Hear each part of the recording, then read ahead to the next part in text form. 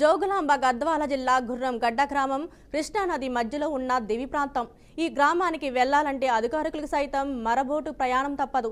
ఈ గ్రామంలో ఉన్న మండల పరిషత్ ప్రాథమిక పాఠశాలలో ఇంతవరకు ఒకే ఒక ఉపాధ్యాయుడు ఉండేవాడు. కానీ గత ఆగస్టు నెల 26న ఆయన పదోన్నతిపై బదిలీ అయ్యారు. దీంతో అక్కడ 35 మంది విద్యార్థులు విద్యాభ్యాసానికి దూరమయ్యారు. ఈ పరిస్థితిని తల్లిదండ్రులు మొదట భరించినా ఇప్పటికీ పాఠశాలలకు ఉపాధ్యాయుని కేటాయించకపోవడంతో విద్యార్థులతో కలిసి జిల్లా కలెక్టర్ కార్యాలయం ఎదుట ధర్నా చేపట్టారు. వెంటనే ఉపాధ్యాయుని నియమించాలంటూ నినాదాలు చేశారు. దీంతో స్పందించిన కలెక్టర్ 3 రోజుల్లో ఉపాధ్యాయుని ఏర్పాటు చేస్తానని కలెక్టర్ హామీ ఇచ్చారు.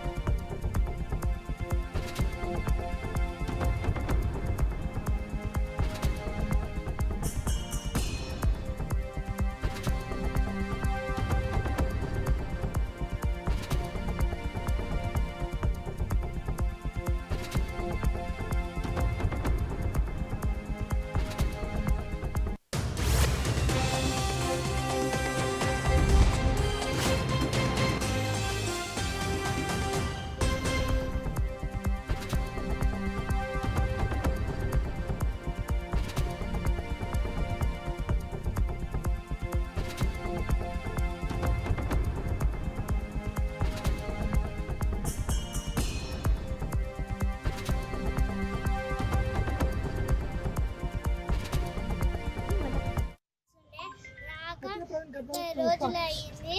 అందుకే మేము కలెక్టర్ ఆఫీస్ కి గద్వాల్ వచ్చినాం. సార్ని కలవడానికి వచ్చినాం.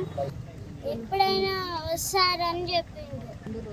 2 రోజులైనా 3 రోజులైనా అవుతుంది. సార్ని పంపిణీకే అన్నారు. 35 మంది వచ్చిండ్రు పిల్లలు ఉన్నారు.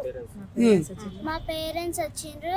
సార్ కావాలి, ఉచితంగా వచ్చేట్టుగా చేయండి. కలెక్టర్ గారిని కోరుతున్నాం మాకు సార్ రావాలని. మాకు సుందరం సార్ వస్తుండే, రాక 30 రోజులు అయ్యింది. అందుకే మేము కలెక్టర్ ఆఫీస్ కి గద్వాల్ వచ్చినాం. సార్ని కలవడానికి వచ్చినాం. ఎప్పుడైనా వస్తారని చెప్పిండు.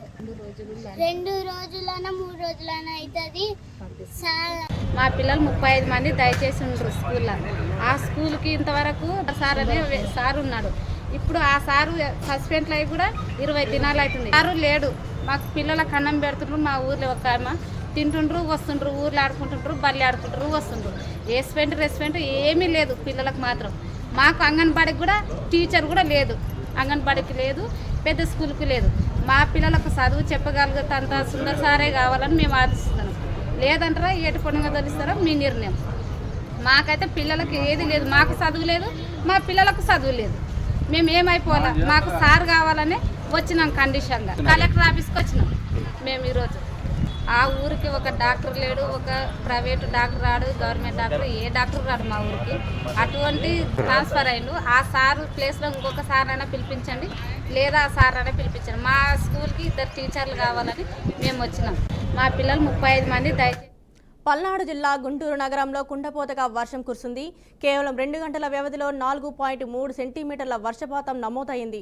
దీంతో అనేక కాలనీలు, ప్రధాన రహదారులు జలమయమయ్యాయి. ప్రాఠీపేట పూర్తిగా నీట మునగగా ఏటి అగ్రహారం రోడ్డుపై పీకల వాగునీరు చేరింది. కంకలగుంట RUB 3 వంతుల వద్ద రాకపోకలు నిలిచిపోగా భారీగా ట్రాఫిక్ నిలిచిపోయింది. నగర ప్రజలు తీవ్ర ఇబ్బందులు పడుతున్నారు.